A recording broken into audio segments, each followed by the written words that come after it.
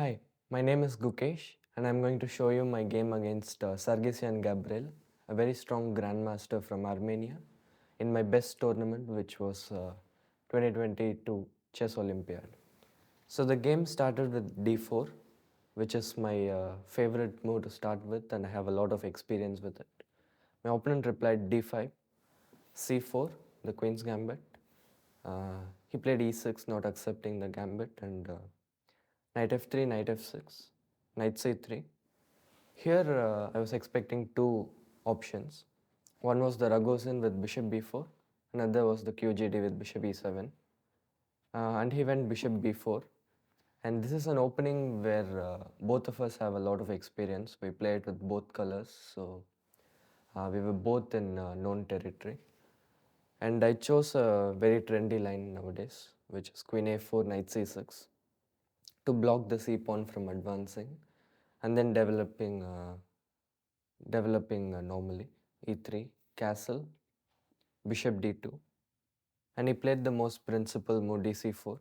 Another option is rook e8, and it also leads to a very interesting positions, but he chose the more principled approach, which is to take the pawn, and bishop c4, bishop d6. Now black is trying to utilize my misplaced queen on a4 to get in a quick e5 and develop the c8 bishop, which is the main problem for black. And now I had prepared a very interesting idea for this game.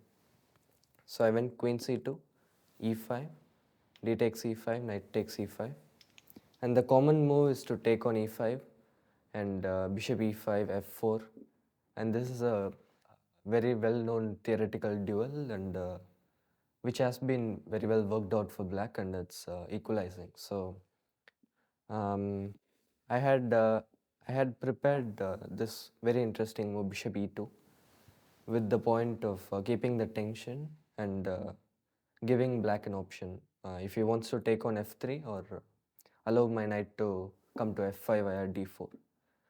So my opponent was started thinking from this point, and he took on f3, which I would say was maybe not a very good practical decision, because now I get a free rolling attack and he's not really in his preparation.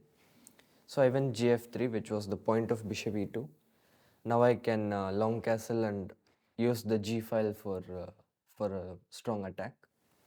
So he expected long castle and he prepared queenside expansion with a6. I went long castle, b5, and I immediately took use of the open g file to start creating threats around the black's king. And here my opponent came up with an interesting decision. So he played b4, which at first sight looks like a mistake, because he's forcing my knight to go to e4 where I want it to be. But his point is that I won't get bishop c3, eyeing the long diagonal. And I think it's a very interesting approach. And knight e4, he took on knight e4. And if queen e4, then after rook b8, I don't really have many threats, because bishop d3, g6, and he can develop his bishop next move with a fine position. So I decided to take with the pawn to expand more on the center with f4, e5. And now bishop b4 is also a threat, because the black's queen is pinned. So he moved away the queen, and I played f4, which threatens e5 and opens up my queen to the king side. And now he has two options to block e5 with f6, or what he played in the game, a5. If he goes f6, then I can go bishop d3 with the threat of e5 and bishop h7, and his king is a bit weakened with f6, but I still think f6 was a better practical decision than what he did in the game. But a5 is also possible for sure. Now I got what I wanted, a center expansion, and bishop c5 is the only square for the bishop. And here I came up with a interesting idea, which is rook g5. The point is to double on the g file and increase the pressure around the black's king.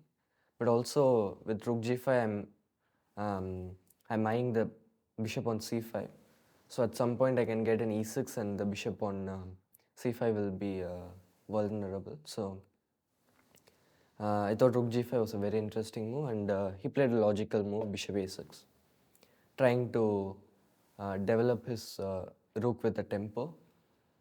And I went rook g1, threatening mate on g7. If bishop e2, then after rook takes g7, king h8, rook takes h7, it's a checkmate. He of course didn't fall for it. He played g6, stopping my threat, and now I thought it's better to exchange the bishops.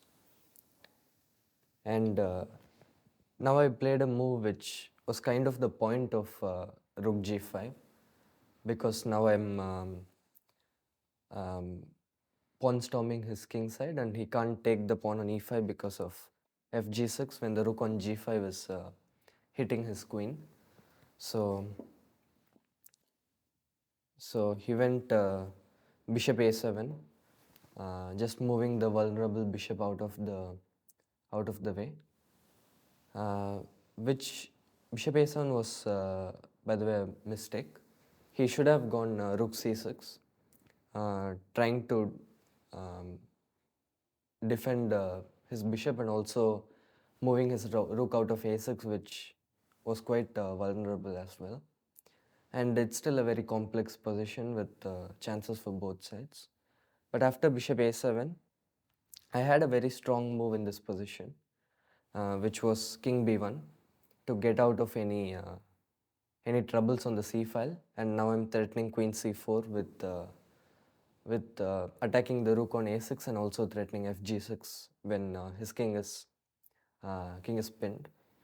So I should have played king b1, but I made a mistake too with e6.